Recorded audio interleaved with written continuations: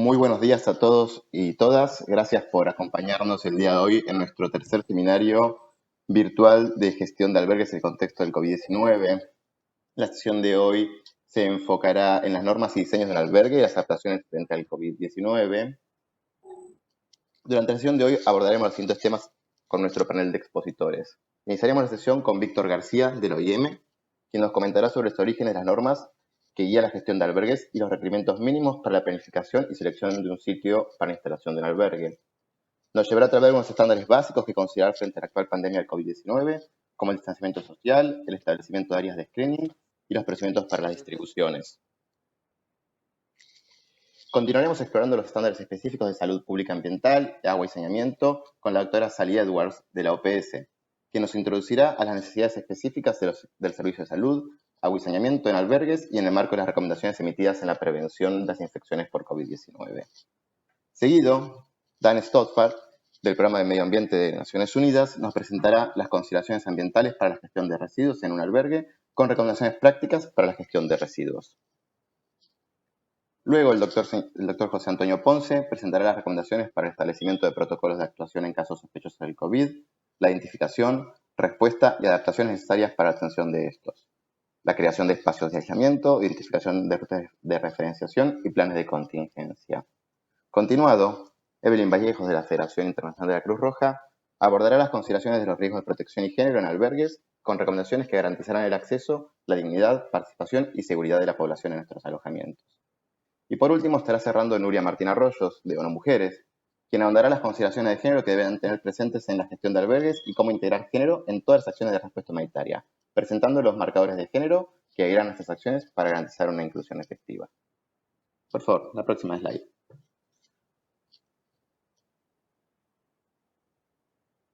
Siguiente slide, Víctor, por favor.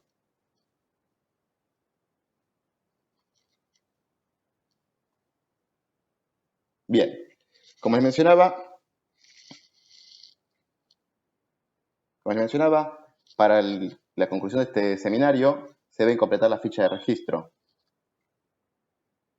que en el link compartido. Mantener durante toda la sesión los micrófonos silenciados y cualquier pregunta que tengan que hacer durante la presentación la hagan mediante nuestro chat. Luego, al final de las sesiones, tendremos un espacio para preguntas y respuestas. Agradeceremos que en las preguntas nos dejen indicado su nombre, organización y cuál es la pregunta. Aquellas preguntas que no podamos responder durante la sesión, las estaremos respondiendo luego en un documento de preguntas y respuestas. Por último, mencionarles que, por favor, para cualquier necesidad de compartir información posterior, completen el registro. No nos dejen la información de correos o datos personales en el chat, sino háganlo a través del formulario que les estaremos compartiendo en este mismo momento. Sin más que decir, les agradezco nuevamente a todos por su presencia y le doy la palabra a Víctor García, que empezará con la primera exposición. Adelante, Víctor.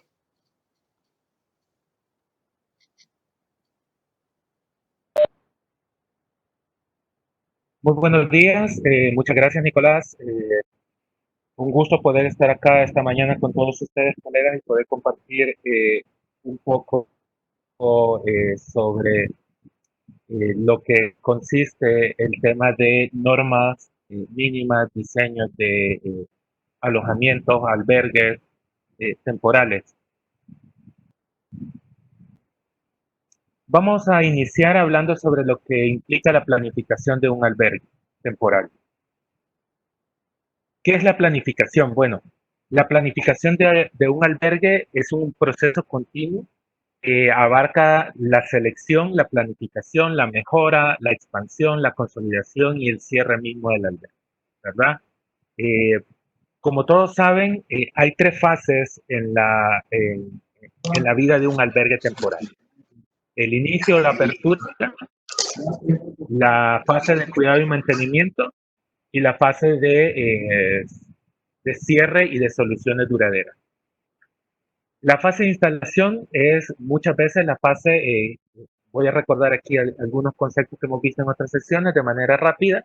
La fase de instalación puede ser una fase bastante rápida o puede ser una fase que puede tener mucho tiempo, dependiendo de la manera que se dé la apertura de un albergue. Aquellos que son de manera súbita, sobre todo en emergencias que se dan de manera también inmediata, ¿verdad? Como un terremoto, a veces lluvias, Puede ser que sean albergues que se abran por temas de prevención. Y en otras ocasiones puede ser que cuando sean temas de resentamiento lleven un proceso mucho más largo de planificación para identificar los mejores lugares para instalar los albergues, acondicionarlos, etcétera, etcétera. La fase de cuidado y mantenimiento, que puede ser una fase bastante larga, dependiendo también de la duración de la emergencia, o puede ser muy corta, y la fase de cierre y soluciones duraderas también, que implica cómo vamos a cerrar el albergue, hacia dónde van a ir las personas, qué opciones van a tener al salir. Entonces, para todo este proceso necesitamos tener un plan estratégico de cómo hacerlo. Voy a solicitar, por favor, que si pueden poner sus micrófonos en silencio, lo voy a agradecer muchísimo.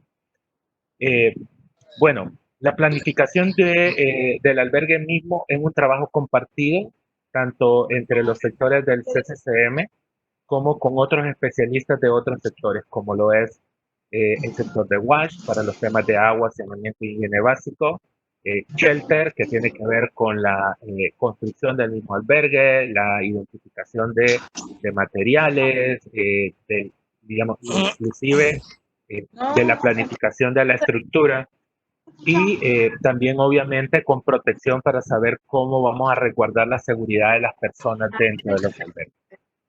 Además,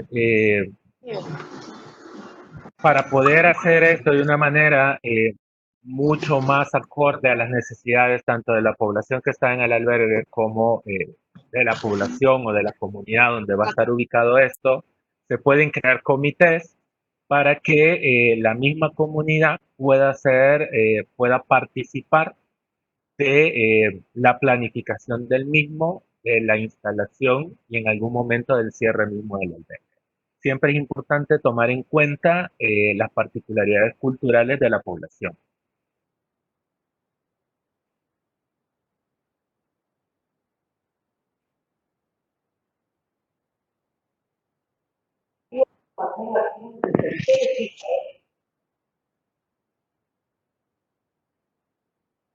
La agencia gestora en la planificación del albergue.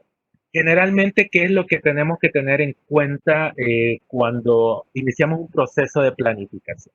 Primero, coordinar con las instituciones que administran y son las encargadas de identificar terrenos y estructuras potenciales. En muchos casos, estas instituciones son las instituciones de gobierno, ¿verdad? Que son las que tienen como el mandato y son quienes muchas veces pueden facilitar los procesos de gestión, identificación, adquisición de terrenos, tener en cuenta también el tema de convenios que podamos tener ya para la cesión de terrenos, asegurar que existen memorandos de entendimiento entre las mismas instituciones, muchas veces entre las comunidades o las municipalidades para hacer uso de estos terrenos, contar con experiencia técnica, por ejemplo, tener expertos en el tema de los diferentes sectores que van a ser parte de la planificación, para que nos den criterios de agua y saneamiento, de distanciamiento, de estructura, de identificación de espacios seguros, lugares donde pueden haber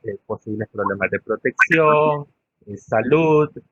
Eh, También es importante en este punto definir, ¿verdad?, las necesidades de la población, cómo se van a resguardar sus derechos, asegurarnos también de que desde el momento que planificamos el albergue, tenemos claro también cómo va a ser la estrategia de salida desde el inicio, establecer comités conjuntos con la población que va a hacer uso del albergue, pero también con la población que está externa al albergue. La población de acogida es sumamente importante. En este contexto de COVID, en varios países hemos tenido casos en los cuales ya ha habido conatos de violencia porque la gente no quiere que se instalen albergues o centros de cuarentena. Eh, Siempre es importante para mí el tema de la participación como un eje transversal. Si las personas no son parte de los procesos de planificación de la instalación o la apertura de un albergue como tal, muchas veces los problemas de gestión comienzan a darse desde el inicio del albergue.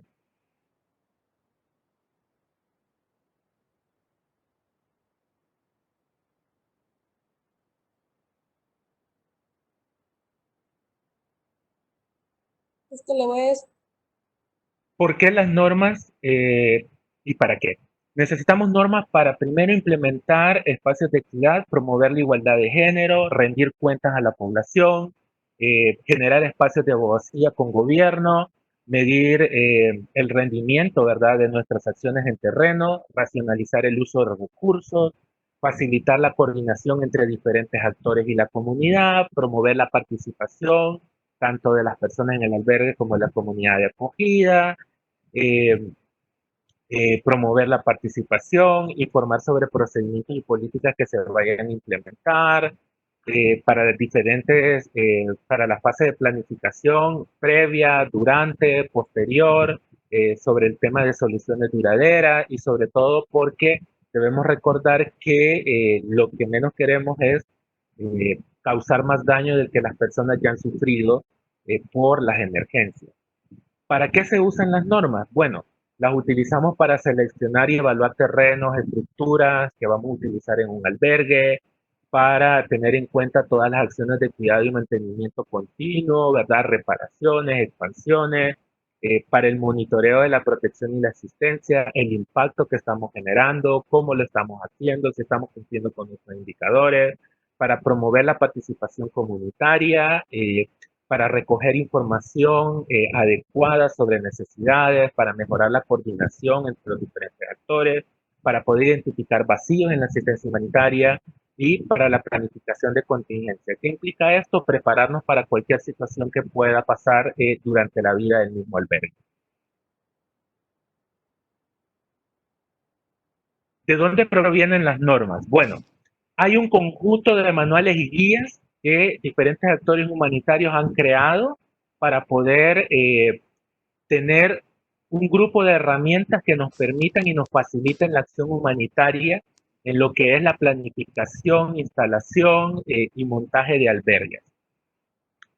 El primero de ellos es lo que es el manual Esfera, que es como es la guía universal o la Biblia de los actores humanitarios, en donde se recogen todas las normas mínimas de la asistencia humanitaria para albergue y tiene diferentes normas agrupadas en cuatro normas o sectores esenciales: agua y saneamiento, salud, nutrición, asentamientos, y que tiene la función como de brindarnos y orientarnos de cómo poder establecer la acción humanitaria en contextos de emergencia.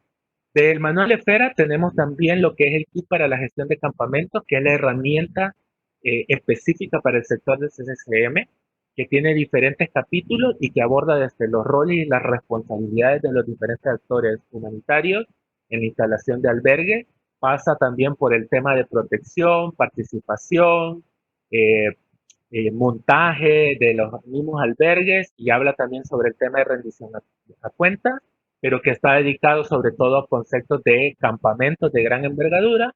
Tenemos la guía de centros colectivos, que es como para estructuras ya preedificadas, como escuelas, casas comunales, centros de convenciones, tránsito, y que nos da como guía sobre cómo instalar albergues en estas edificaciones. Tenemos el handbook de emergencia de ACNUR, pero también tenemos lo que es guías específicas para atender grupos de población en contexto de emergencia, como es la guía para la inclusión de personas con discapacidad física en la acción humanitaria del IAS, y que nos da como esas pausas que debemos seguir para no dejar, no invisibilizar a las personas con discapacidad y para que los albergues sean amigables e inclusivos para todos y todas.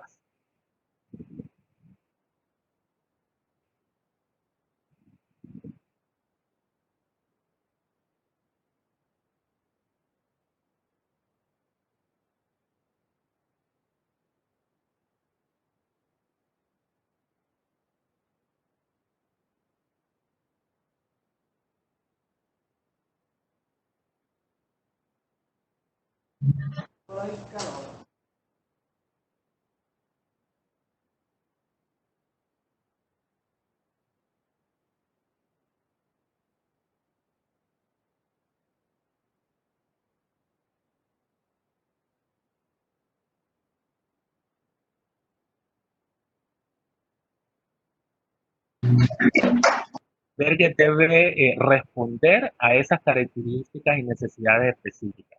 Tenemos hombres, mujeres embarazadas, mujeres en estado de lactancia materna, población LGBTI, personas con discapacidad, adultos mayores, y ahora en contexto de COVID tenemos que tener en cuenta que va a haber poblaciones que van a ser mucho más vulnerables por la enfermedad y por el riesgo a contraer. Siempre tener en cuenta como esas diferencias y necesidades, eh, saber dónde va a estar ubicado el albergue y sobre todo cómo puede brindar acceso a recursos locales, a mercados, a clínicas, a la provisión de servicios básicos como agua, energía eléctrica, inclusive a medios de vida. Saber si el mismo albergue se encuentra en una zona segura o protegida, ¿verdad? Que no, muchas veces cuando los albergues se abren de manera súbita, ya hemos tenido la oportunidad de evaluar y muchas veces están en lugares donde también se mantiene el riesgo preexistente. Entonces, no podemos enviar a personas, sacarlos de un riesgo y enviarlos a un lugar donde van a estar nuevamente en riesgo. Además, tenemos que tener en cuenta ahora en este contexto no solo los riesgos físicos, sino también los riesgos a la salud. Por ejemplo, si los albergues están en zonas donde pueden haber zancudos o pueden haber algún otro tipo de vector que pueda ocasionar brotes de enfermedades. Ahora, digamos, le estamos apuntando al tema de COVID, pero no tenemos que dejar de menos el tema de dengue, el tema de fiebre amarilla, el tema de malaria, Zika, tener en cuenta que el albergue pueda también crecer, que pueda expandirse por la necesidad de tener que albergar a más personas, tener siempre claro el tema de la propiedad de la tierra, quién es el dueño, si se puede utilizar, si no vamos a tener problemas que en algún momento nos puedan solicitar desalojar el albergue o que nos pidan desmontarlo de manera súbita. Y sobre todo, como decía, tener claro que tenemos acceso a los servicios básicos para que la población cuente con ellos. Hay una diferencia entre centros colectivos y campamentos y por eso creo que es importante recalcar estas diferencias. Número uno, ¿qué consideraciones tenemos que tener para el caso de centros colectivos, que son aquellas estructuras preexistentes que utilizamos y que pueden ser escuelas, pueden ser centros de tránsito, pueden ser canchas polideportivas? Bueno, primero que nada, no hay un estándar fijo para lo que es los espacios en sí. O sea, no hay algo que me diga qué centro o qué espacio es más adecuado para albergar personas, ¿verdad? Generalmente las comunidades y los gobiernos utilizan lo que tienen a la mano. Pongo en ejemplo acá en nuestro país, para ahora que hubo lluvias y que estamos en un contexto de COVID, dijeron que es lo único que puede cumplir con las medidas de distanciamiento físico son las escuelas, no están siendo utilizadas, no es la política utilizar escuelas, pero en este momento y en esta emergencia es necesario. Entonces, va a ser lo que las comunidades y los gobiernos tengan a mano utilizar muchas veces, ¿ya? Lo que es importante es que tenemos que tener claro que estas estructuras cumplan con los requerimientos mínimos de espacio y de dignidad para que las personas puedan estar ahí, que puedan cumplir en este contexto con el tema de distanciamiento. Obviamente que las estructuras sean adecuadas y que no pongan en riesgo a las personas, que cumplan con ciertos aspectos climáticos, ¿verdad? Por ejemplo, si está lloviendo, que no tengan ventanas que están abiertas, que permita que la lluvia o el viento entre, o que sean estructuras que cuando está haciendo sol generen demasiado calor y que la gente no pueda estar ahí, que puedan permitir la separación ya sea individual o de grupos familiares, sobre todo, que cuenten con espacios de uso común para que puedan comer, para que puedan hacer algunas actividades necesarias de la comunidad y sobre todo que consideren los aspectos sociales y culturales, religiosos de la población. Las habitaciones, por ejemplo, el mínimo de espacio debería tener lo que dice FERA, 3.52 metros cuadrados por persona, que se puedan adecuar para que sean accesibles para personas con discapacidad, obviamente que tengan acceso y que tengan suministro de los servicios básicos de agua, agua negra, eliminación de residuos sólidos, que los espacios eléctricos o las instalaciones eléctricas no generen también un riesgo para la población y sobre todo de que tengamos en cuenta que siempre que utilizamos un espacio que no ha sido destinado o no ha sido creado para ser un albergue temporal, cuando dejemos de utilizarlo, lo debemos de devolver en las condiciones por lo menos en las cuales lo encontramos mejor. En muchos casos son espacios de uso de la comunidad y lo ideal es que se sigan utilizando de esa manera, ¿verdad? Para el caso de campamentos, al igual que en el espacio de centros colectivos, tenemos que tener en cuenta el tema del perfil de las personas que va a estar en estos lugares, tener en cuenta también si el sitio o el terreno puede ser propenso a inundaciones, a vientos o cualquier otro riesgo ambiental. También ver si el terreno en donde se va a montar el campamento es accesible para las instituciones o para los diferentes espacios que necesita la comunidad de servicios comunitarios, como son los hospitales, mercados, escuelas, cobertura inclusive de telefonía celular, que si, digamos, es necesario trasladar algún tipo de servicio, el acceso hacia el mismo terreno de campamento es adecuado o si en algunas ocasiones ha sucedido de que el camino es de tierra y cuando llueve los camiones con suministros no pueden llegar al campamento, que se encuentra con la capacidad o superficie mínima para las personas. Para el caso de campamento son 45 metros cuadrados por persona. Evaluar la topografía que tiene el declive necesario entre el 2 y 6% para facilitar el drenaje natural cuando llueve, los módulos habitacionales o las carpas, lo que se decida hacer, que tengan materiales que sean adecuados para el ambiente, pero también que cumplan con la separación, en el caso que pueda existir el riesgo de algún tipo de incendio, que dentro de ellos también cumplan el criterio mínimo de separación de 3,5 metros cuadrados por persona y obviamente el acceso a los servicios básicos es fundamental, ¿verdad? Tener en cuenta que no haya zonas de riesgo cercanos a los mismos campamentos. Y por último, tener en cuenta el tema de las cartas de entendimiento sobre el uso de suelos, quién es el dueño del espacio, a ver si es una tierra comunal. Colegas, ¿podrían por favor silenciar sus micrófonos? Muchas gracias. Ahora bien, vamos a entrar en detalles sobre ciertas normas mínimas que deberíamos estar cumpliendo en la instalación y montaje de albergues sobre frente a lo que estamos viviendo ahora, que es el COVID-19. Algunas de estas normas han sido tomadas de algunos ejercicios que ya están haciendo algunos actores humanitarios, en específico lo que es la Cruz Roja Americana y una guía que ha creado la OPS específicamente para contextos de COVID en albergues del Caribe. Aquí, por ejemplo, podemos mencionar que de la guía que ha creado la Cruz Roja Americana, nos menciona que algo ideal sería establecer áreas de revisión separadas, ¿verdad? Para el ingreso de las personas a los albergues. Una área de revisión externa en donde se pueda hacer la toma de temperaturas y la verificación de las personas, la higienización de las mismas, y un área interna que permita hacer un doble control tanto para la entrada y salida de personas y evitar de que alguien que con síntomas pueda ingresar en el albergue. Obviamente hay que tener en cuenta que el espacio de revisión interna puede existir siempre y cuando haya una separación completa de las áreas de dormitorio, aislamiento y alimentación. El distanciamiento físico en albergue es sumamente fundamental.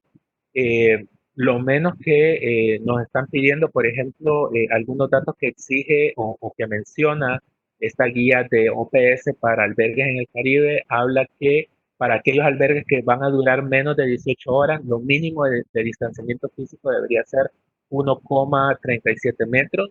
Para los albergues que van a tener un mayor tiempo de duración y las personas deben de permanecer más de 18 horas, deben de ser al menos 1,82 metros. Y para aquellas personas con discapacidad que tienen que utilizar sus sillas de ruedas, deberían ser al menos 2,13 metros, ¿verdad? Hay que tener en cuenta también que si hay áreas recreacionales, estas deben cumplir con el mínimo de distanciamiento físico para que las personas puedan estar ahí. Y, digamos, estas medidas de distanciamiento no aplican para grupos familiares. O sea, si tú estás con tu grupo familiar, sabemos que todos han estado juntos, así que, digamos, la familia sí puede estar unida en un mismo espacio. Además, los estándares mínimos de albergue en áreas de habitaciones, hablamos que el estándar EPERIA habla sobre los 3.5 metros cuadrados por persona en áreas con espacio techado. La Cruz Roja Americana habla sobre, por ejemplo, en el tema de distanciamiento de camas, que debería existir un espacio de más o menos 33.5 metros cuadrados por cama, 2 metros de distanciamiento entre una y otra. Podemos ver la gráfica de cómo están, cómo deberían de estar ubicadas, y que la disposición para dormir de las personas debería ser también alternada, ¿verdad? Eh, digamos, cabeza y pie. Nunca cabeza con cabeza o pie con pie, porque existe el riesgo de que haya intercambio de aire y digamos, si una persona comienza a tener síntomas y tose, pues puede contaminar a otra. Y en el caso de OPS y la OMS habla, por ejemplo, en este tema de la ubicación de camas, que debe haber entre 60 y 76 centímetros entre cabeza y pasillo, el distanciamiento, 45 y 60. Por favor, colegas, estoy, ya voy a terminar. Les pido por favor que guardemos silencio un momento. Para el tema de camas y literas, también nos pide un distanciamiento similar a las camas individuales, y cumplir con un distanciamiento de pasillo y donde está los catres, más o menos entre 65 y 95 centímetros. Y siempre es importante esta disposición alternada de pies-cabeza, ¿verdad? Las familias pueden utilizar menos distancia porque reconocemos que es el mismo grupo familiar. Por último, quisiéramos mencionar que en el tema de distribuciones es importante, número uno, evitar congestionamientos al momento de distribuir asistencia humanitaria, obviamente que no haya aglomeración de personas, establecer puntos de la mano de mano, tanto al ingreso o a la salida de las personas, donde se está distribuyendo la asistencia humanitaria.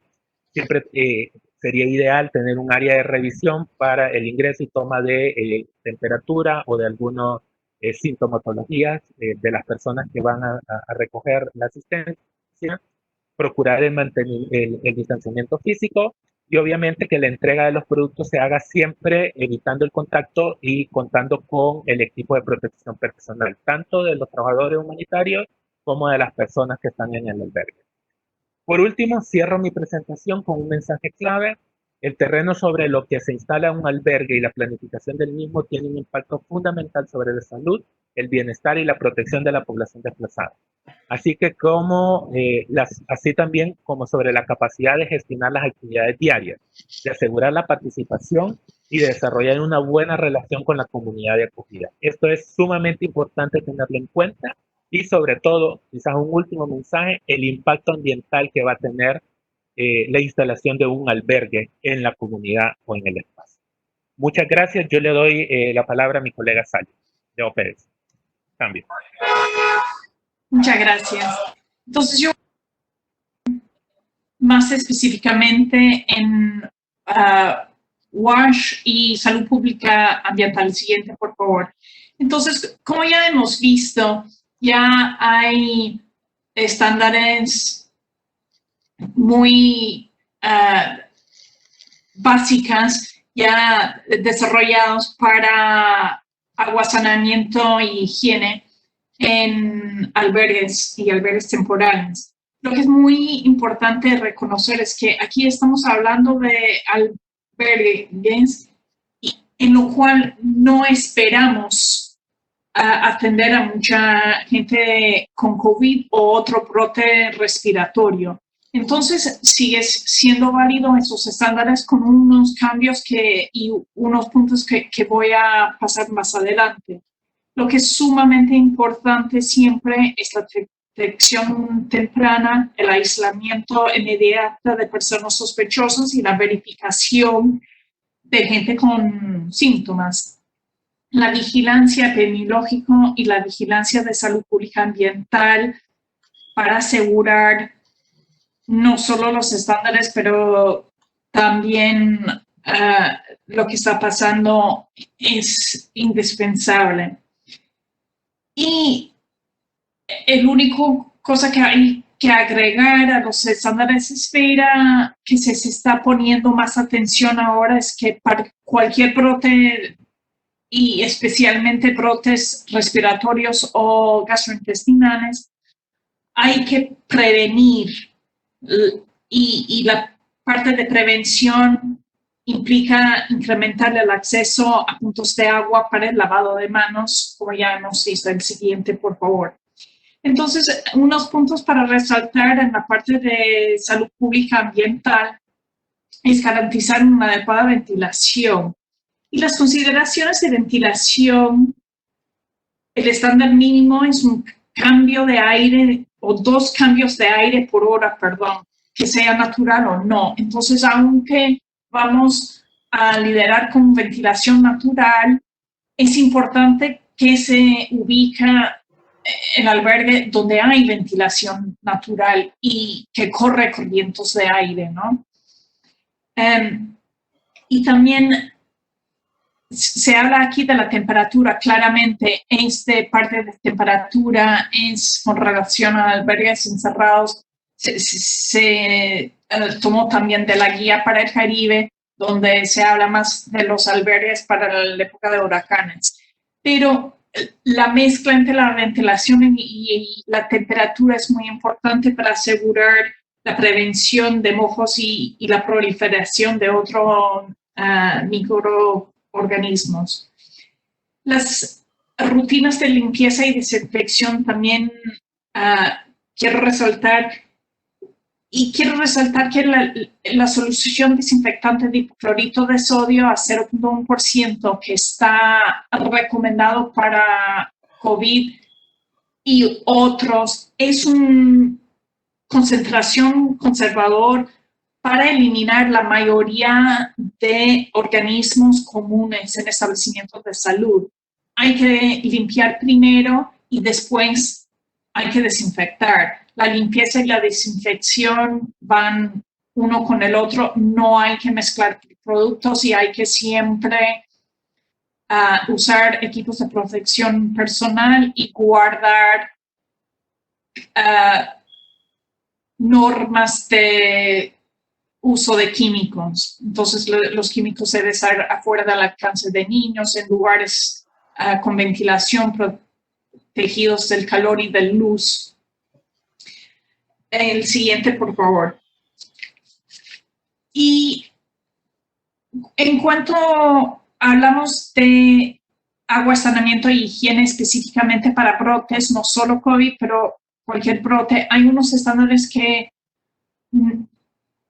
recomendamos que se ponen más vigilancia.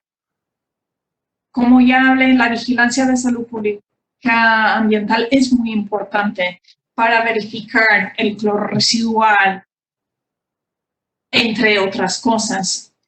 Y que el cloro residual no es solo dentro del albergue, pero también en los camiones cisternas o carrotanques que lleva el agua, que en toda la cadena de agua, saneamiento e higiene hay vigilancia. También es importante la equidad de los servicios de salud pública ambiental para todas las personas, que incluye todas las diferentes edades que se presentan y personas con necesidades especiales, como ya se ha dicho. En cuanto a agua, una cosa que realmente quiero destacar es el suministro adecuado y suficiente de agua segura.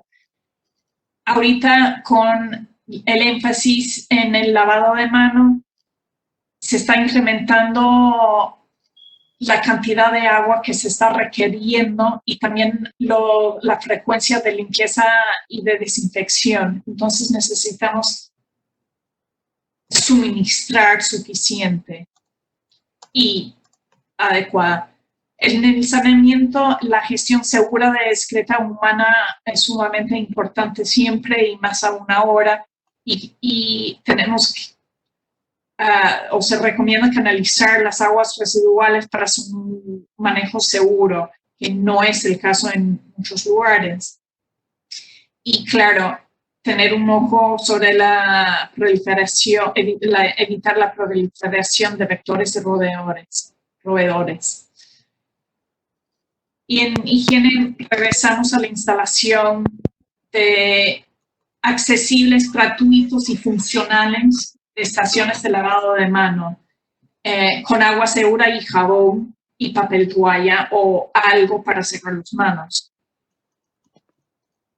deben estar en ciertas áreas como máximo 5 metros de un baño, en los áreas de servicio, en los espacios comunes, pero hay que incrementar el nivel para que todos tienen oportunidad de usarlo frecuentemente. Y el uso racional de productos químicos también es un punto muy importante. Doy la palabra a Dan para la parte de residuos. Muchas gracias, Sally. Cambio, por favor.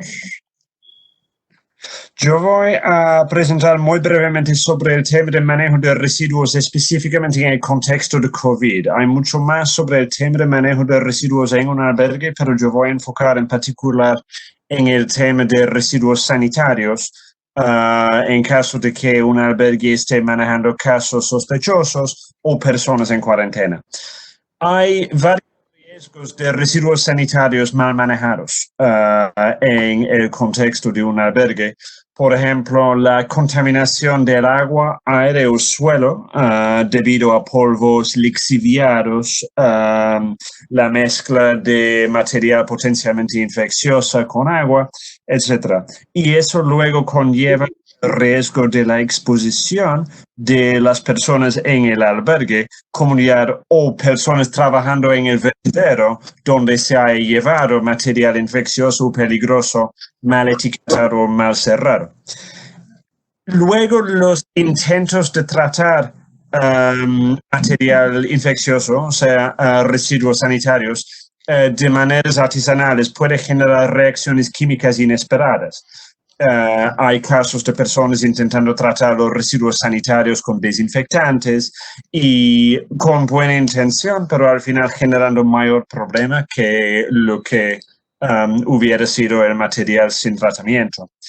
La incineración mal hecha puede generar cenizas peligrosas y contaminación del aire que afecta a las personas alrededor. Eso es un punto importante porque he escuchado de varios casos de intentos de hacer incineradores artesanales en los albergues para tratar los residuos como residuos potencialmente infecciosos, pero sin alcanzar las temperaturas adecuadas. O los espacios apropiados para la incineración de material potencialmente infeccioso. Eso luego puede generar conflicto con la comunidad cuando hay cenizas o material infeccioso cayendo en zonas residenciales, por ejemplo. Hay maneras de armar autoclaves básicas para evitar la incineración y para no entrar en mucho detalle vamos a poner información en el chat y también en el listado de recursos a distribuir después de este webinar para que cuenten con más información sobre cómo armar autoclaves básicas que cumplan con normas adecuadas. Cambio, por favor.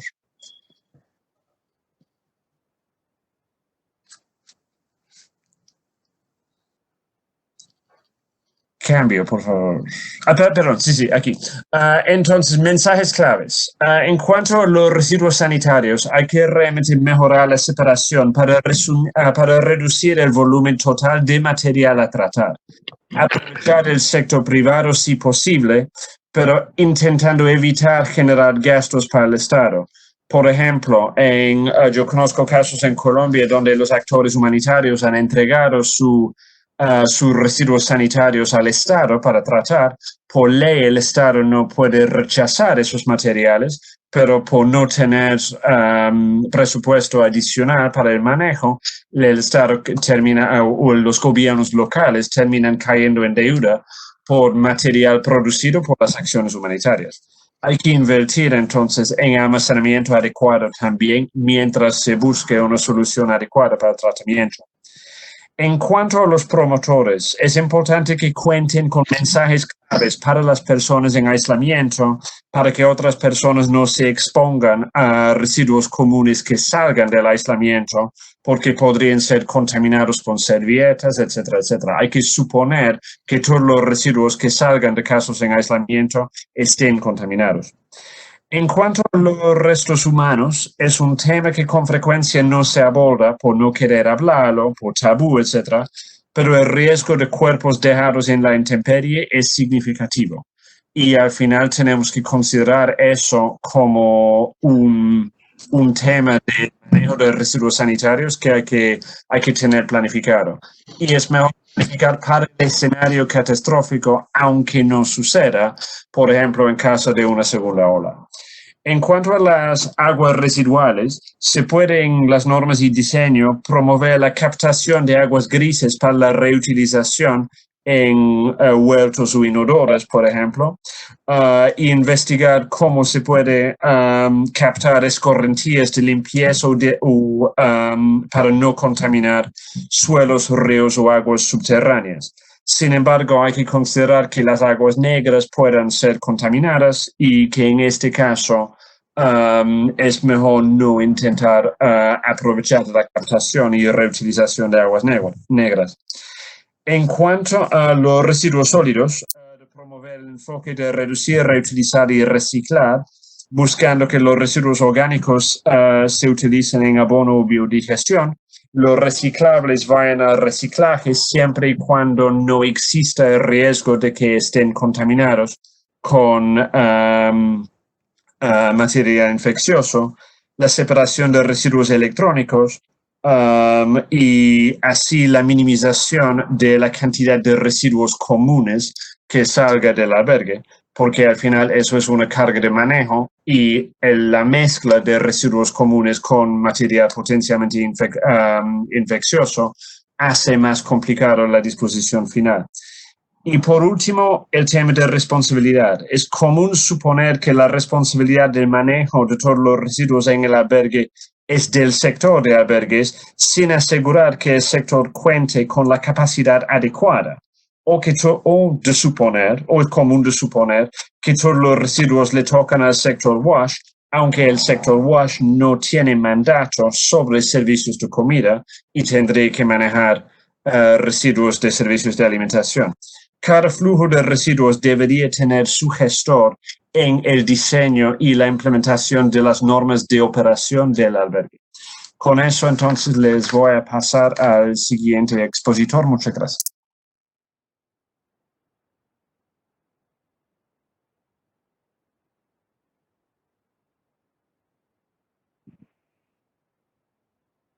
Sí, buenos días y muchas gracias. Entonces yo voy a tocar el tema de los protocolos de actuación en los casos sospechosos de COVID-19 en el contexto de los albergues. Una situación que en esta pandemia pues nos vamos a encontrar con mucha frecuencia. Siguiente, por favor.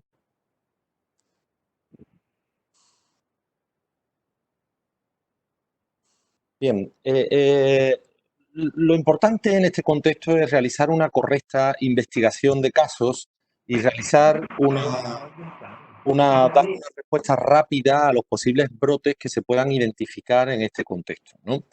Para hacer una adecuada detección, es fundamental que las personas que intervienen, los intervinientes que están en los albergues, sepan identificar signos y síntomas de la COVID-19. Esto es fundamentalmente se trata de hacer un pequeño despistaje, una pequeña aproximación a cada uno de los participantes, de los residentes en los albergues, para identificar si tiene fiebre y otros síntomas respiratorios, fundamentalmente dificultad respiratoria, tos o dolor y molestias al tragar. También es importante, eso se puede simplemente con algunas preguntas básicas, ¿no? Y también es importante preguntar sobre antecedentes de contacto de posibles casos de COVID-19 y si han viajado o no han estado en lugares que se puedan considerar de riesgo de transmisión comunitaria para poder identificar casos sospechosos. De manera que una persona que tiene fiebre y le añadimos algún síntoma respiratorio y que ha estado en contacto en los últimos 14 días con un paciente confirmado con COVID o ha viajado o ha estado en una zona que se considera de alto riesgo de transmisión comunitaria, podemos considerarla un caso sospechoso. Es muy importante tener identificado unos espacios para poder aislar temporalmente y mantener alejadas a las personas que son consideradas sospechosas del resto de los residentes, ¿no? Hasta que completemos la derivación correspondiente o hasta que tengamos una confirmación negativa. Siguiente slide, por favor. Bueno, esto ya lo comentamos en la sesión anterior, pero es fundamental para gestionar los casos tener identificados los servicios de salud que sean capaces de realizar la atención clínica a los casos sospechosos y a los casos confirmados de COVID-19. Recordemos que los casos confirmados son solo aquellos que han sido diagnosticados con una prueba de laboratorio PCR.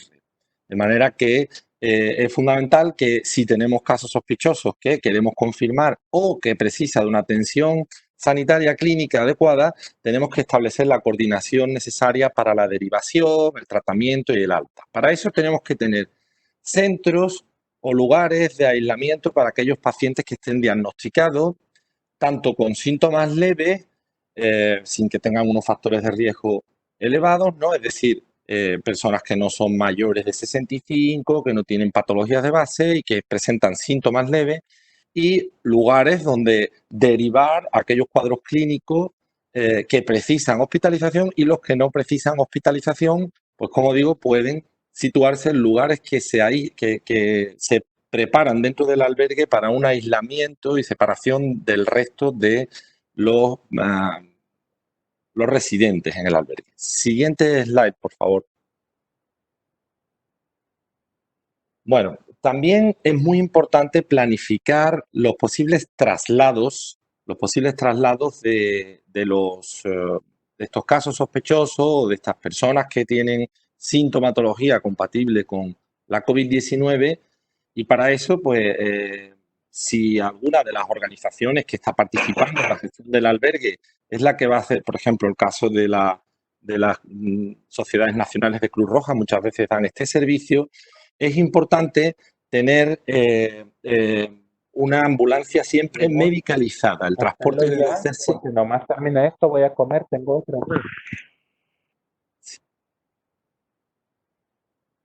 Les decía que se debería realizar con una ambulancia medicalizada que tenga una cabina de conductor físicamente separada del área de transporte del paciente.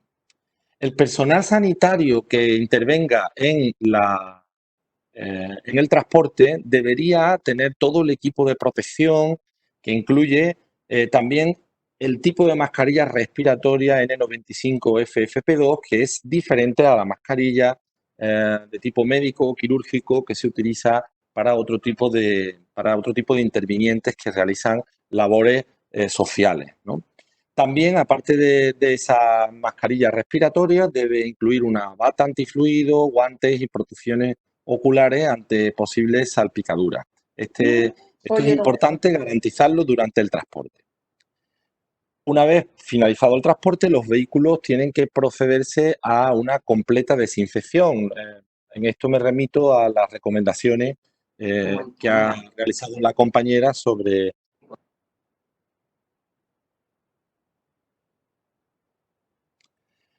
Si pasa a la siguiente slide, por favor.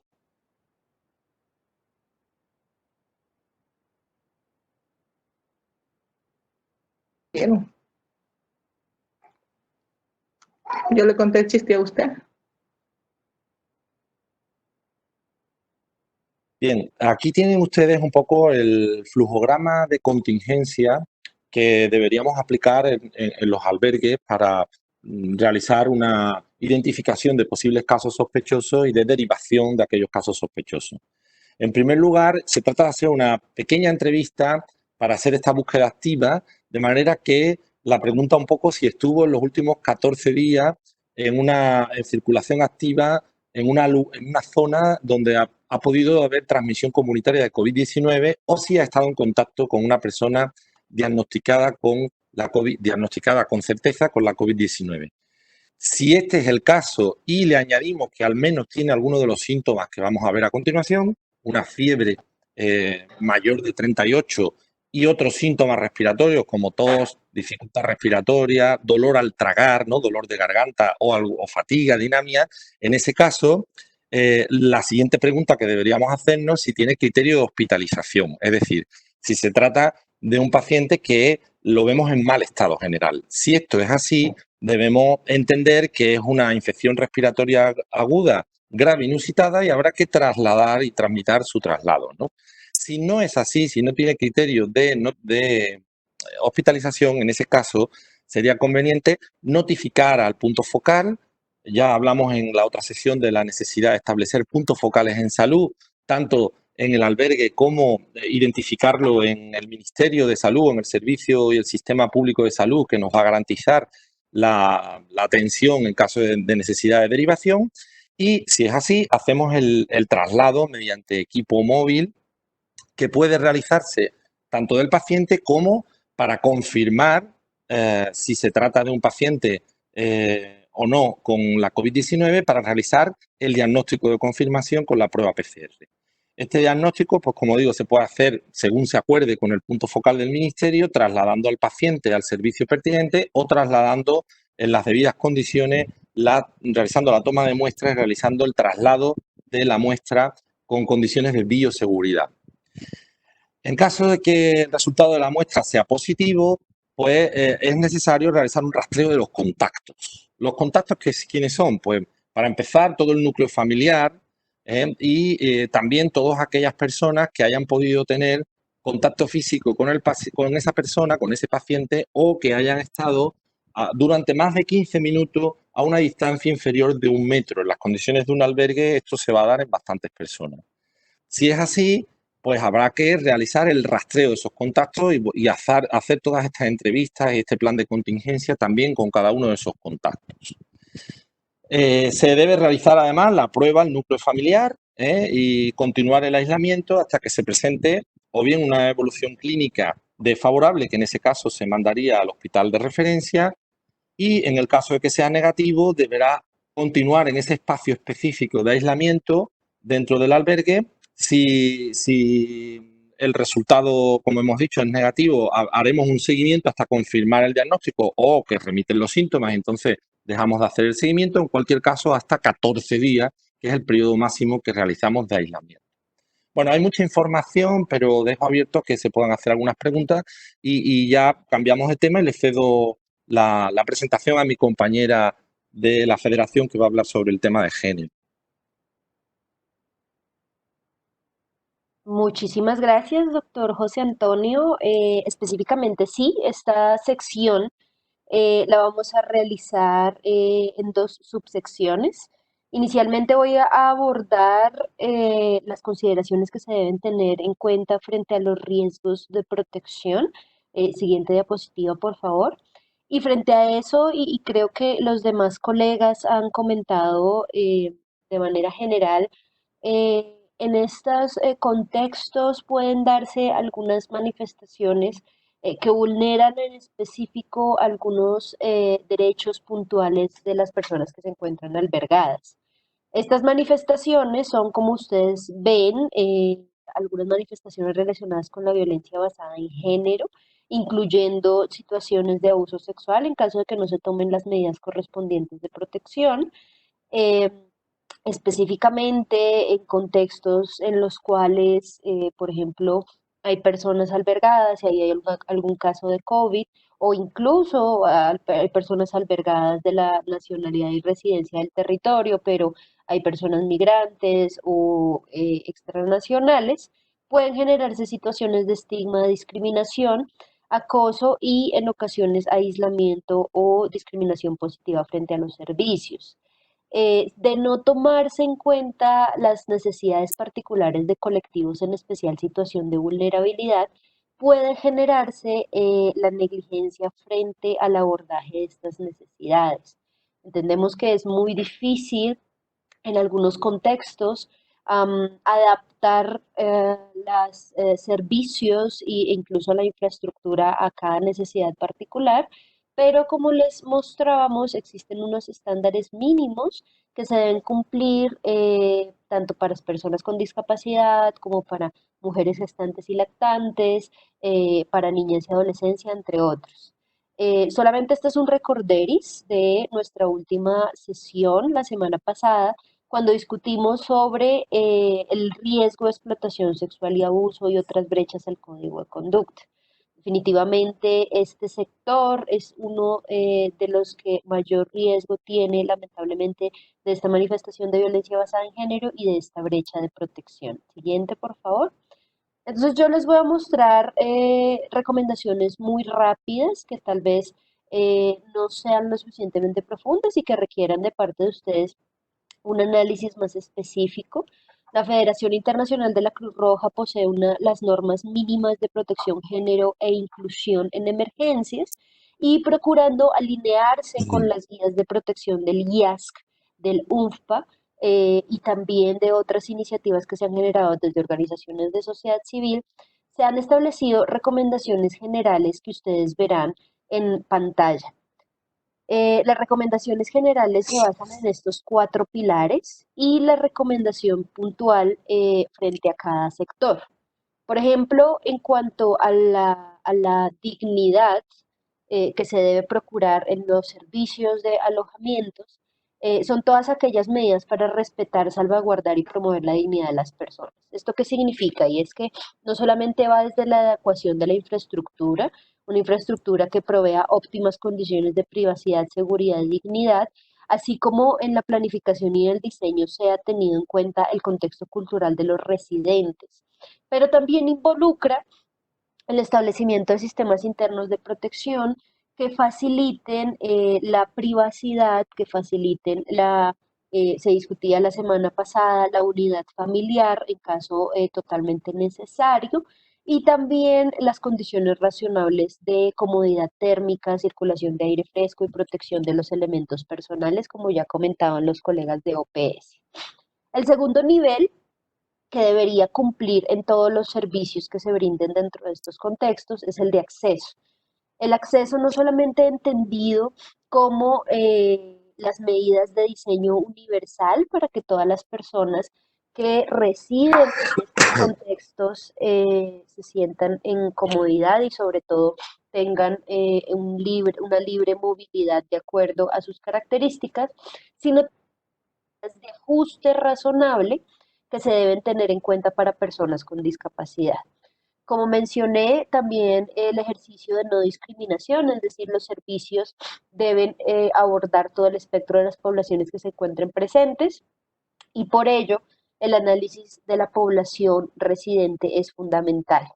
Una de las acciones fundamentales que se realizan durante estos contextos es evidentemente la accesibilidad a la información y por eso si se brinda información tanto de autocuidado como de normas del alojamiento, es fundamental que ésta sea accesible y permita un poco el aprendizaje y cambio de comportamientos de manera positiva.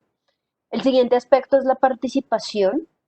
Y cuando abordamos la participación, esto es algo que vamos a ver la próxima semana, entonces no voy a abordarlo muy ampliamente, y es proponer básicamente estructuras de participación comunitaria de los residentes dentro del espacio como tal. Evidentemente hay unas especialidades y unos técnicos que tienen claro lo que se debe hacer. Sin embargo, los ajustes, tanto razonables para personas con discapacidad como el diseño universal y la no discriminación, deberían pasar por una participación plena, igual y significativa de los residentes del lugar. Finalmente, como les decía, el personal debe tomar todas las medidas específicas de seguridad. Ya se habló de la iluminación, ya se habló de las divisiones, ya se habló de las ubicaciones para proponer que no surjan riesgos de protección que ya mencioné y asimismo que se instalen sistemas de protección interna, como ya los discutimos, como mecanismos internos de reportes de denuncias graves y prevención de la explotación sexual y abuso. Siguiente, por favor. Yo quería básicamente hacer una mención muy específica a orientaciones específicas que se tienen para la protección de la infancia y la adolescencia en estos contextos de alojamiento temporal. Y es que estas son una de las poblaciones que usualmente son tenidas en cuenta como parte de una unidad familiar y no como necesidades individuales que deben ser tenidas en cuenta. Como ustedes ven, las recomendaciones van muy en línea con la anterior diapositiva, en la cual se sugiere la recolección de datos con un enfoque de ciclo vital. ¿Qué quiere decir esto? Y es que procuremos que el análisis de la población que se encuentra residente en estos contextos pase por un análisis de los diversos ciclos vitales y sus necesidades. Me explico. Si hay mayor población en infancia temprana, probablemente las medidas nutricionales de esta infancia temprana deben ser tenidas en cuenta. Por otro lado, como ya comenté, la identificación de impactos a la seguridad y bienestar de niños, niñas y adolescentes en estos contextos y sobre todo en algunos de estos espacios se generan iniciativas de espacios amigables para la niñez para que el impacto socioemocional no sea tan certero sobre niños y niñas. Ya mencionamos, por ejemplo, la accesibilidad igualitaria, el establecimiento de mecanismos de protección y la representación participativa. Y finalmente quiero mencionar que existen colectivos de niñez y adolescencia que son especialmente puestos en situaciones de vulnerabilidad y algunos de ellos son la niñez no acompañada o separada. Y para ello, si son identificados, es prioritario, sea o designar un espacio particular con las diversas medidas de protección o la derivación a una organización que pueda brindar la asistencia técnica y el bienestar adecuado. Siguiente, por favor. Entonces, básicamente, cuando tenemos en cuenta estas medidas y hablamos un poco de personas con discapacidad, debemos también tener algunas consideraciones de género. Para ello, doy paso a mi colega Nuria, de ONU Mujeres. Hola, buenos días. Muchas gracias, Evelyn, por tu presentación. Y bueno, solo para poner un poco en contexto, Evelyn y yo formamos parte de la mesa de género de Red Lab y estamos apoyando al sector de CCCM en la incorporación de la perspectiva de género en las acciones que se vayan a desarrollar en este marco, ¿no?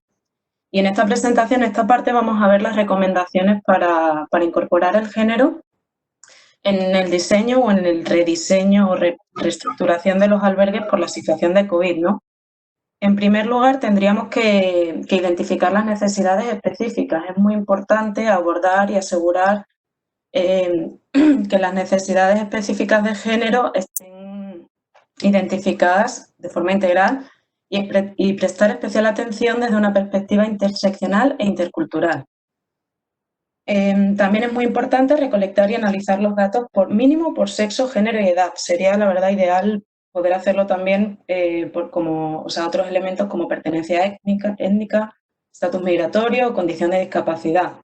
Si conseguimos tener una caracterización inicial de las personas afectadas, se puede establecer quiénes son los grupos de población en mayor riesgo, lo cual es fundamental para asegurar que los servicios que se presten alcancen a la población más vulnerable. También, como mencionaba Evelyn y también mencionábamos en las sesiones anteriores, la violencia está aumentando de forma exponencial en esta situación de COVID por los confinamientos y por las vulnerabilidades específicas, ¿no? Por lo cual es muy importante que las personas que trabajen dentro de los albergues o dentro de los campamentos puedan adoptar medidas para prevenir y responder mediante una implementación de mecanismos accesibles, confidenciales y eficaces, por ejemplo, protocolos o rutas de atención para la protección de sobrevivientes a violencia, abuso y explotación. También es fundamental el último punto, que sería la representación y la participación activa de las mujeres, niñas, adolescentes y personas LGTBIQ, para que puedan ser parte activa de la toma de decisiones y fomentar su empoderamiento y liderazgo. Siguiente slide, por favor. Sí. Aquí vamos a ver las orientaciones específicas de adaptación para la incorporación de un enfoque de género. Estos son unos ejemplos básicos que están también en el folleto de claves de género que les compartí la sesión anterior, que les puedo poner ahora por el chat el enlace para que puedan acceder.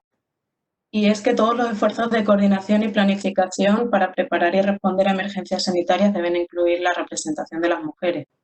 Tienen que incorporar mecanismos de reporte en caso de situaciones de violencia, ¿no? Vulnerabilidades de derechos, vulneración de derechos. Y, por ejemplo, también todos los mensajes, toda la comunicación tiene que ser accesible para todas las personas, ¿no? Porque no todo el mundo tiene la misma capacidad para entender esos mensajes, y ahora es muy importante también en materia de protección y prevención del contagio, ¿no? Para que no se esparza por el campamento. Siguiente slide, por favor.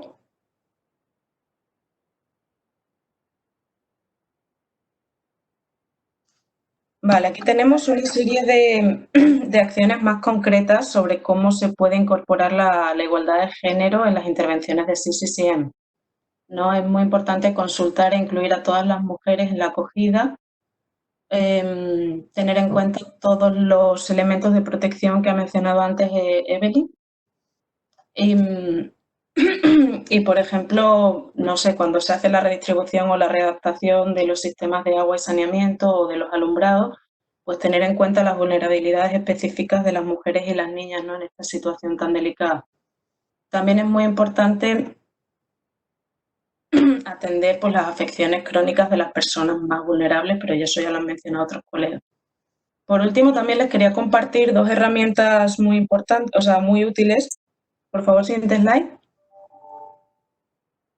Son dos marcadores, uno sería el marcador de género y edad, el GAM, por sus siglas en inglés, que ayuda a los equipos de planificación, implementación y monitoreo a reflexionar sobre las necesidades específicas de la población en función a su género y edad. Es la mejor manera para identificar si la asistencia es relevante y sensible al género y a la edad de la población afectada, lo cual ayuda a asegurar que la respuesta sea accesible, eficaz y esté adaptada a las necesidades y prioridades de todos los grupos de población. Tiene un foco particular en la programación sensible al género y considera 4 medidas en la fase de diseño, que son las que están viendo ahí, y tiene otras 12 medidas en la fase de monitoreo que pueden ampliar la información en el enlace que aparece en la presentación. Y la otra herramienta, que sería el marcador de género, lo va a presentar Evelyn como colega de la mesa de género. Evelyn, te paso la palabra. Muchas gracias. Gracias, Nuria. Rápidamente, básicamente, como les decía, Nuria, estas son herramientas que les permiten a ustedes medir de manera cuantitativa y cualitativa que se está logrando la incorporación de género y diversidad en la respuesta en estos contextos. Tiene mucho que ver con lo que ya conversamos, que mujeres, niñas, niños y hombres puedan acceder por igual a los servicios del campo. Y ya hablamos un poco de qué se trata la accesibilidad en cuanto a diseño universal, ajuste razonable, acceso a la información, que mujeres y hombres participen por igual y de manera significativa, si hay estructuras de participación, pero ya mencionamos que también es importante visibilizar algunos colectivos en caso de que se dé la oportunidad, como juventud o colectivos de diversidad de género. Es fundamental asegurar la coordinación y la transversalización del enfoque de género en todas las áreas de trabajo, desde quienes se encargan de la infraestructura, desde quienes brindan la alimentación, desde quienes están brindando los servicios de salud y establecer mecanismos confidenciales de quejas y un procedimiento para que no surjan situaciones de explotación y abuso sexual y que si surgen, precisamente se pueda responder a ellos. En ocasiones, digamos que este indicador es más a largo plazo en campamentos que, por ejemplo, en Bangladesh, en los cuales hay una estadía y una residencia de amplio alcance. Si se hacen proyectos de empleabilidad o si se hacen proyectos ocupacionales que generen alguna, digamos que se devengue algún factor económico, se sugiere pues que diseñar estos proyectos para una participación igualitaria. Claro está que este no es el caso de el enfoque que se le está brindando en este entrenamiento.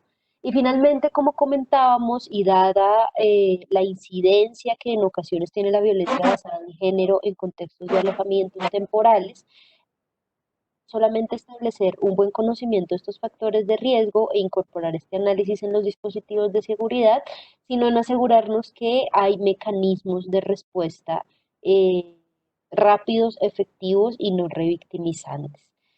Muchísimas gracias y muchas gracias también a Nuria por su apoyo en pasarme la participación.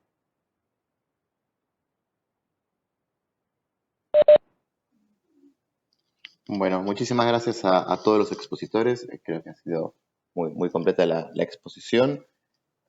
Como es costumbre, bueno, pasaremos a nuestra sección de preguntas y respuestas. Víctor, si me puedes poner la presentación, por favor. pasamos a nuestra sección de preguntas y respuestas, donde hemos tomado algunas de las preguntas que han dejado ustedes durante el chat. Primero, quisiéramos aclarar algunos aspectos de los administrativos. Para recibir los materiales se debe completar el registro que hemos ido compartiendo durante las sesiones. El registro se completa en todas las sesiones, sobre todo porque es la forma que vamos a utilizar para verificar la presencia de los participantes para el proceso de certificación de aquellos que estén participando de ese proceso. Y las presentaciones, videos y demás materiales, como el documento de preguntas y respuestas que será compartido, serán todos al final de la cuarta sesión. Luego de la cuarta sesión, todas las personas que han completado el registro recibirán esta información en sus correos. Dicho esto, entonces iniciaríamos con las preguntas y respuestas. La primera pregunta se la estaría haciendo a Víctor García de la OIM sobre el tema de planificación de albergues. Y la pregunta es, ¿qué es recomendable? ¿Adecuar un espacio para hacer un albergue o es de preferencia realizar un proyecto desde cero? Víctor, todo tuyo.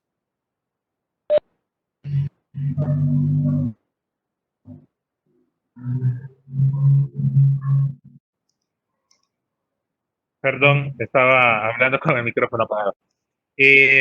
Bueno, miren, es que eso va a depender, ¿ya? Lo ideal debería ser que como actores humanitarios, digamos, y aquí hablamos del sector y hablamos también de gobierno, deberían haber planes estratégicos en función de lo que digamos, un poco que vaya en función de lo que sucede en cada uno de los países y en los entornos, ¿verdad? Por ejemplo, y voy a hablar muy claro, por ejemplo, en el caso de nuestro país, en El Salvador, sabemos que tenemos siempre emergencias que son de corta duración, pero que son año a año y que tienen que ver con el tema de lluvias, ¿verdad? Entonces, lo ideal sería planificar para esas emergencias recurrentes, pero además sabemos que tenemos una ventana aproximadamente de 20, 15 años en donde sabemos que esperamos un gran sismo. Entonces deberíamos también estar preparados para saber que en algún momento vamos a tener que implementar algún albergue tipo campamento. Idealmente, por ejemplo, si tenés emergencias que son recurrentes y que tienen que ver con lluvia, tener espacios ya identificados y previamente adecuados para poder albergar personas se vuelve sumamente factible. Y eso implica lo que hablábamos en la presentación de normas mínimas, la planificación que debe existir entre sectores, entre actores, entre la comunidad, para que puedan brindarse, digamos, resguardo a las personas que se desplazan por la emergencia de manera adecuada. Muchas veces para emergencias que son súbitas y sobre todo con el tema de campamentos, se vuelve mucho más complejo porque muchas veces los campamentos se dan tras emergencias que no nos da tiempo como para la planificación. Entonces, tenemos que hacerlo de manera rápida. Idealmente, como digo, mientras más preparados estemos, mucho que mejor. Y por eso yo decía al final, planificar para la contingencia, o sea, planificar para diferentes escenarios, para terremotos, inundaciones, deslizamientos, pandemias. Es un deber para todos nosotros y para estar listos y sobre todo para los gobiernos, creo en estos contextos nos ha puesto ahora en un escenario en el cual tenemos que comenzar a meditar qué tan preparados estamos para todos esos diferentes escenarios. También. Muchísimas gracias, Víctor. Continuando con nuestra serie de preguntas, hay una pregunta para los colegas de OPS. Consultan si hay alguna medida o recomendación en los lugares que hay escasos servicios de agua y hay contextos del COVID. ¿Qué otras medidas se pueden adoptar para la desinfección y lavado de manos? Perdón, Nicolás, ¿me lo puedes repetir? Sí, claro. Preguntan si hay alguna recomendación o medidas que se puedan adoptar para lugares donde hay escasos servicios de agua en contextos del COVID y qué otras medidas se pueden adoptar para la desinfección y lavado de manos. Ok, gracias. Lo que estamos en lugares donde hay escasez de agua, estamos recomendando dos cosas. Uno, cuando hay agua, pero hay solo escasez, que estamos moviendo fuertemente que no hay que abrir la llave durante todo el proceso de lavado de manos. Solo se requiere mojar las manos, después se cierra la llave, se hace todo el proceso de lavado de manos y después solo se abre la llave otra vez para enjuagar. En situaciones, y eso reduce entre 3 y 4 litros de agua por cada lavado de mano. Entonces es importante como medida, aunque parece muy simple. En otras situaciones lo que estamos proponiendo es el uso de otras aguas para el lavado, como el agua que se usa para hervir arroz o vegetales, ese tipo de cosas. Por los primeros pasos en el lavado de mano son absolutamente adecuados. Hay que claramente enjuagar al final con agua segura, pero para los primeros pasos hay varios diferentes tipos de agua que se puede usar. También hay el uso de alcohol, gel en alcohol que se puede hacer, solamente que es una medida bastante cara y es menos caro en muchas instancias tener tanques de agua llevando agua al lugar. Pero si no hay suficiente agua para el lavado de manos y otros requisitos de limpieza y desinfección, la pregunta empieza de si se debería realmente tener un albergue en ese sitio. Cambio. Muchísimas gracias, Sally. Entonces, continuando con una pregunta para Daniel Stolzhart de el tema de gestión de residuos. Preguntan si en las zonas de los albergues es recomendable que los productos reciclables sean separados y en los casos de los contextos donde hay personas que se dedican a la recolección de estos residuos, debemos dejar que estas personas los retiren o no. Dan, es todo tuyo el piso. En cuanto a la segunda pregunta, es bastante difícil no dejar que retiren esos materiales porque al final los van a buscar. Entonces, lo más importante realmente es de asegurar que no les estemos exponiendo a material potencialmente infeccioso. Y es por eso que dentro del albergue tiene que haber una separación adecuada. Ahora bien, eso es muy, como digo, como específico al contexto del albergue en cuanto a la infraestructura que tiene y tipo de residuo que está emitiendo. El material reciclable, por ejemplo, que venga de la cocina, probablemente es material no contaminado. Suponiendo que la gente cocinando en la cocina esté llevando las medidas adecuadas para no contaminar la comida, o por ejemplo las latas y empaques y todo eso. Y este material yo creo que todavía se puede separar y reciclar según los procesos normales. Pero otro material, residuos más como domiciliarios, pero que viene de los albergados, ahí hay que suponer que ese material esté contaminado y de asegurar que eso no llegue a donde pudiera ser tocado por recicladores, porque hay que tomar en cuenta también que con frecuencia en esta región los recicladores son menores de edad. Y aunque sí, obviamente es un tema de trabajo infantil y no es algo que queremos, pero también es parte de la realidad. Y es mucho más difícil de asegurar que un menor cumpla con las medidas apropiadas para no exponerse a material para reciclar que sea potencialmente contaminado. Entonces, en ese sentido, sí hay que hacer ajustes, pero los ajustes dependen mucho del contexto. De ser necesario, hay que reducir el volumen de material que se manda a reciclar, pero luego terminamos haciendo es desplazar el problema al vertedero, donde la gente va a ir separando los residuos posiblemente contaminados ahí también. Entonces, no es una respuesta directamente como clara sí o no, pero hay maneras dependiendo del diseño del albergue que tenemos, cómo se manejan los residuos en ese municipio, la presencia o no de recicladores informales y luego una evaluación del nivel de riesgo en cada caso.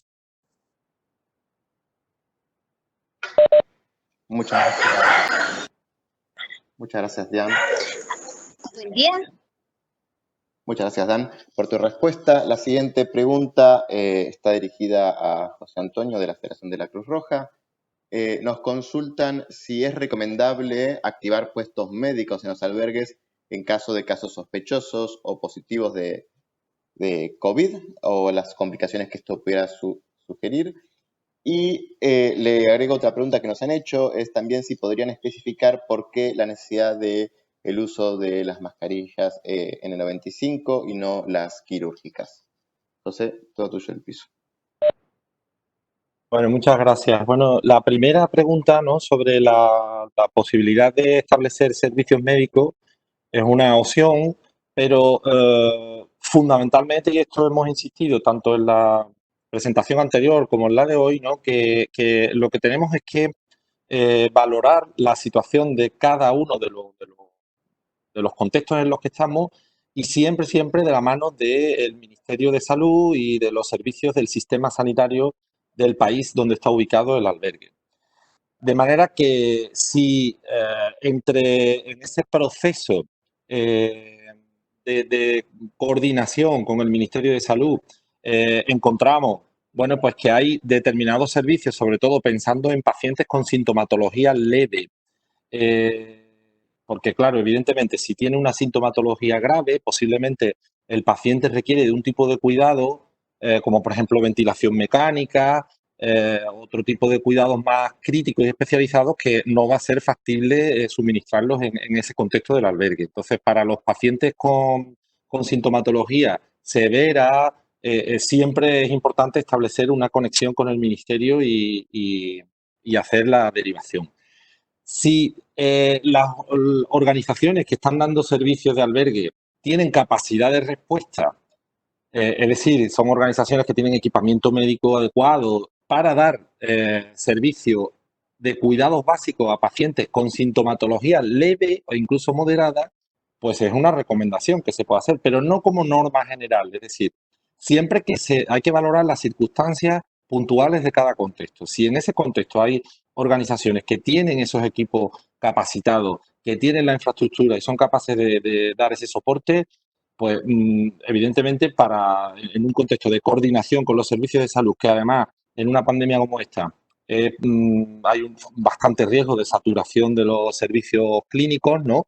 Pues es una opción que es valorada positivamente. Pero eso sí, hay que evaluar cada caso en particular. Y respecto a la segunda pregunta que se ha hecho sobre el uso de las mascarillas en el 95, tan solo he remarcado en el contexto del transporte del paciente que es sospechoso de COVID-19, que hay que hacerlo en un transporte medicalizado, no en un transporte social. Es decir, tenemos que tener previsto la posibilidad de que haya casos sospechosos en los albergues, y cuando hablo de casos sospechosos, yo he definido antes los criterios, ¿no? Persona que tiene síntomas compatibles, fiebre más algún síntoma respiratorio como dificultad respiratoria, dolor al tragar, malestar general, y que ha estado en contacto en los últimos 14 días o ha pasado por algún lugar con transmisión comunitaria, que esto es muy factible en la mayor parte de los residentes, ¿no?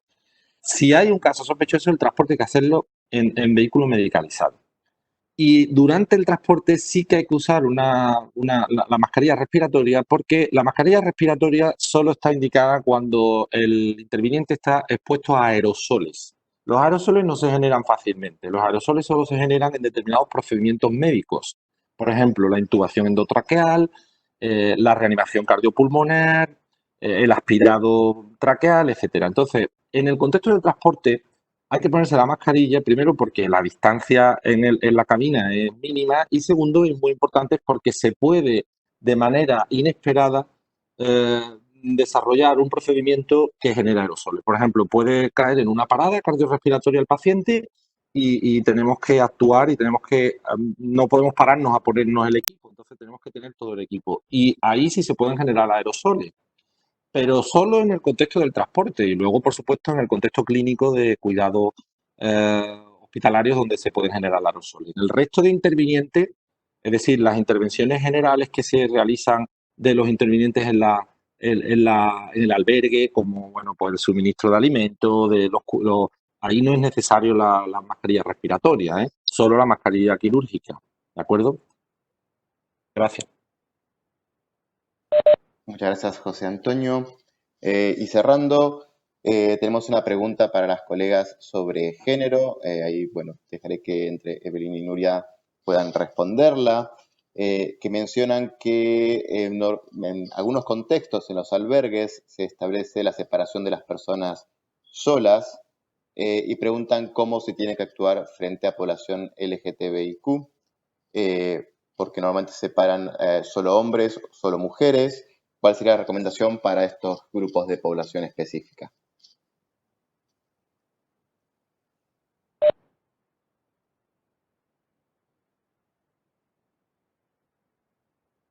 Bien, pues esta es una pregunta muy importante y también no solamente controversial, pero que ha tenido bastantes discusiones técnicas. Lo primero es, existen diferentes posturas. En contextos en los cuales hay una alta riesgo de situaciones de discriminación y violencia, tanto transfobia como homofobia, y eso hace parte incluso del mapeo y en el análisis del bienestar de la población. Siempre se sugiere tener un espacio para la población parte de la diversidad de género. Recordemos que estamos hablando de dos aspectos diferentes. Una parte es la orientación sexual, que no debería en ningún momento ser parte de la división por sexos, es decir, si una persona gay quiere ser parte de las habitaciones de hombres, digamos que no tiene ningún inconveniente, ya que no tiene que ver con su identidad de género, sino con su orientación sexual, y lo mismo para una mujer lesbiana. Ahora, cuando hablamos de personas transgénero, como les digo, depende mucho del análisis de riesgos de protección, si definitivamente puede acarrear situaciones de violencia, si se ha manifestado de parte de los representantes comunitarios y residentes que no les gustaría convivir y más allá de eso hay un riesgo para esta persona, es necesario crear otros espacios. Hay experiencias en albergues en los cuales incluso se han generado, digamos, baños para hombres, baños para mujeres y baños sin sexo, en los cuales las personas de diversas identidades de género acceden. Lo recomendable, y sé que en nuestra región estamos un poco a millas lejanas de ello, es que si una mujer transgénero quiere hacer parte del lugar de mujeres, no debería tener restricciones. Y lo mismo para un hombre transgénero. Sin embargo, existen bastantes barreras culturales y de infraestructura que pueden generar inconvenientes. Como les digo, lamentablemente en el momento no tenemos un estándar, es algo que muchas organizaciones de sociedad civil están abogando para que se puedan lograr estándares humanitarios de inclusión de población LGBTIQ+, pero todo dependerá del contexto cultural y de infraestructura que posee el albergue. No sé si Nuria quieres añadir algo más. No, creo que has respondido muy bien. Gracias, Evelyn. Perfecto, muchas gracias, colegas, muchas gracias a todos. Creo que ha sido una excelente sesión. Muchas gracias a todos los participantes. Recordarles, por favor, que completen el registro en el link que estamos compartiendo en este momento, que ese será nuestro modo de poder enviarles a ustedes todos los materiales al finalizar las 4 sesiones. Y nuevamente, millón de gracias por estar aquí con nosotros y esperamos verlos el próximo jueves. Que tengan un excelente día.